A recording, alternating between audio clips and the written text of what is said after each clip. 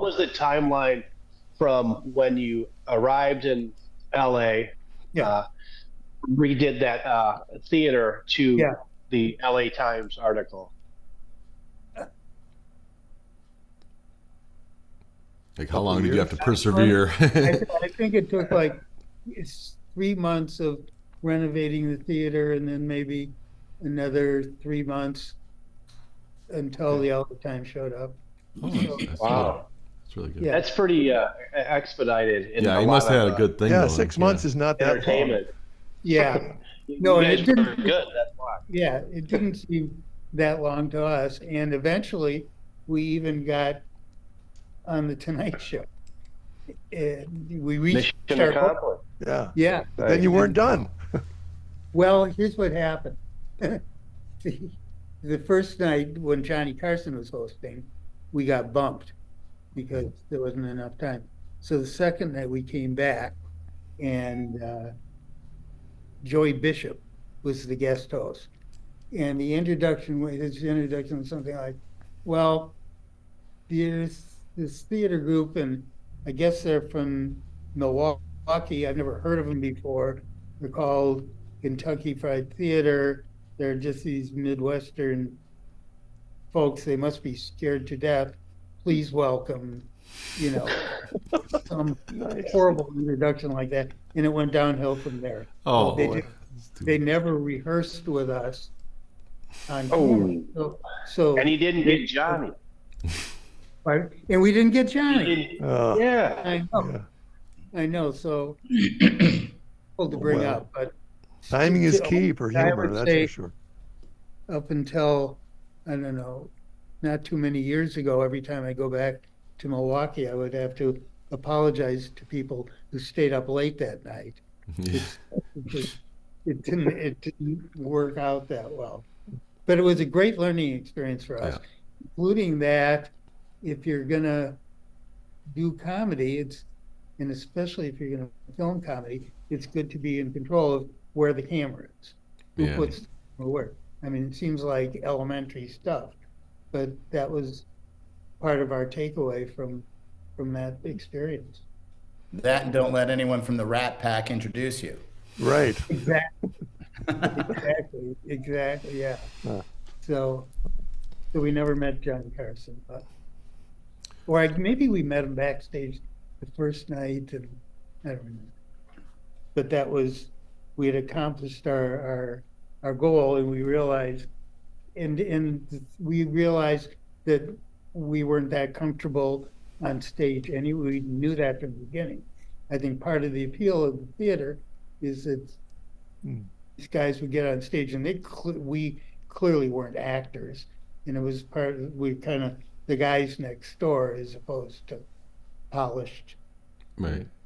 thespians. Jim, I tried to describe what you do because my daughter had never, my kids had never seen any of these movies, Airplane and all this other stuff. What? Which I know I was a bad dad, but anyway, when they were little, I had them watching Three Stooges and Laurel and Hardy and Buster Keaton and stuff like that. I said it's kind of slapstick. It's like that, and those guys had those kind of budgets back then. They were starting from nothing too, but it's sort of an extension of that, I guess, and also a little bit like Saturday Night Live, which was kind of coming up at the same time as you guys. So I don't know.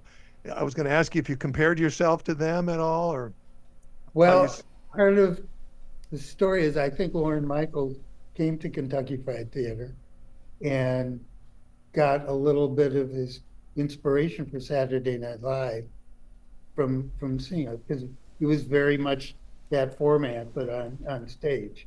And there's stuff in the book, I forget, but where he's quoted as saying that it was in part his motivation to start Saturday Night Live. Wow. Well, who were your influences? They were clearly influenced by you. Who were your influences? Yeah, well, Dave and Jerry would say the Marx Brothers. I was never a big fan because they were very broad, and the stuff I like best is more subtle, And I think Woody Allen was a huge influence. Some of his early stuff in particular was great, played He was a again. great writer as well as making his own Fabulous. stuff. Yeah. Right, yeah, right. And Annie Hall, of course, is just a complete classic. But there was nothing really and there was a lot of improv theater going on in LA back then, but they were again much kind of broader and they were political. And what we stayed away from, just sort of instinctively stayed away from, was politics. So we didn't do, the Second City was doing a skit to mocking Nixon or stuff, or even the war protests. We just stayed away from all that and stayed to look how silly commercials and movies and that kind of thing is. So I always, in my mind, I differentiate between, parody and something that wants to say something more. Dr. Strangelove was a great comedy, but it was satire. Yeah. And all we ever really aimed to do was parody. Once in a while, we'd kind of venture into satire, but not intentionally. I think that, in So how do you differentiate satire from just satire, I think, has a loftier goal than parody. Satire is trying to make a political comment, like Strangelove, or what was I think of Jonathan Swift, I mean, as the ultimate satirist. Yes, right. And we only wanted to say, hey, you don't have to take this seriously. And never sort of ventured into political stuff. And again, I don't think it was we made some sort of rule that said we can't go there. It's just that was never our instinct. And when Airplane came out, was it 79? I was 9 years old. But I remember 1980. Okay, 80.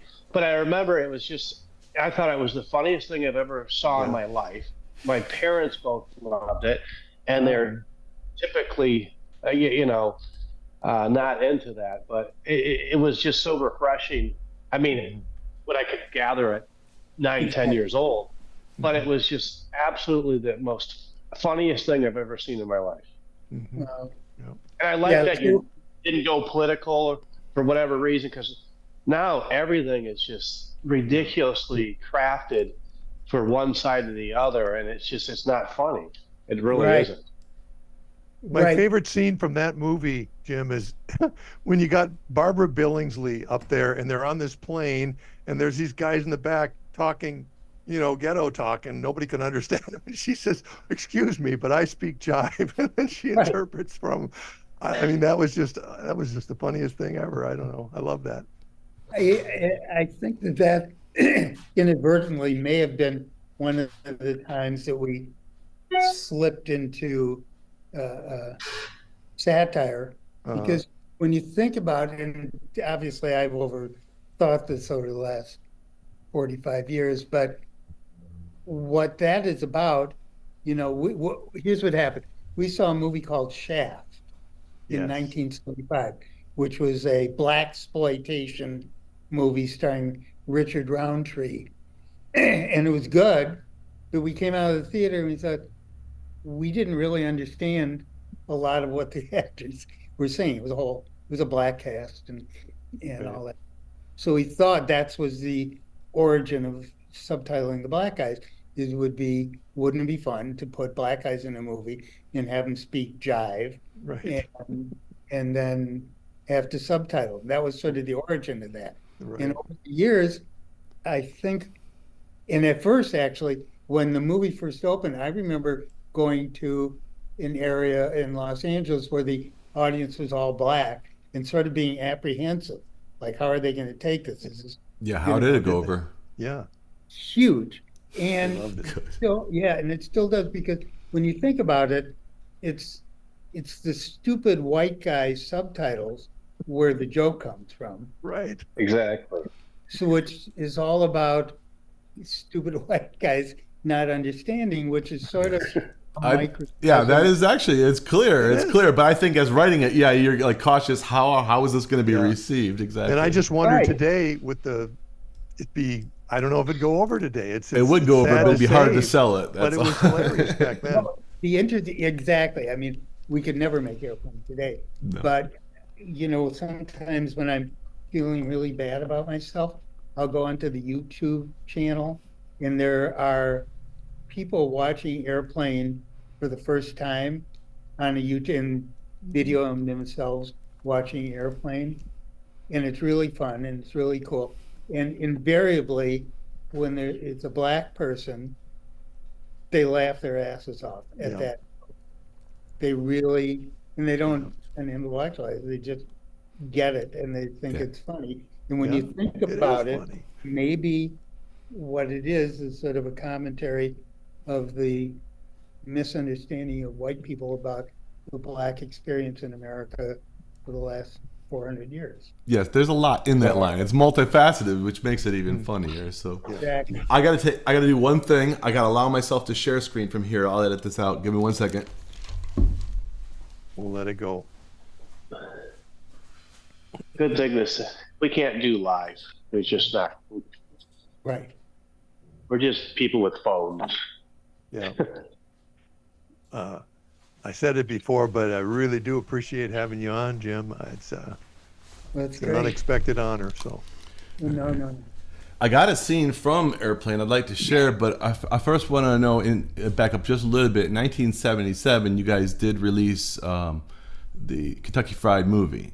So how did that go over? Was it a success? I mean, then you got a bigger budget, I'm assuming, or guessing. maybe you didn't Yeah, even I break mean- even. I don't know.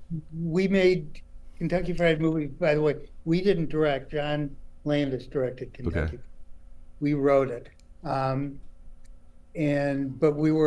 we got to go to the set and see how movies are made. None of us ever took movie making courses in college or anything. So we didn't know very much. So we got to see that, and it was made for about $500,000 or $600, something like that. Okay. And so it did pretty well at the box office, certainly much and certainly enough to make the budget back. I don't remember, but it did pretty well. And again, it got our feet in the door of studios so we could pitch Airplane. All right, and John Landis is a great person to study under. He has a huge No number of kidding. great movies. Oh yeah, no, he's great, and he's a really fabulous guy. Hey, if you like these kind of conversations and you'd like to see more, click like and subscribe to our channel. And if you're at the computer and you'd like to hear the whole podcast, click right here.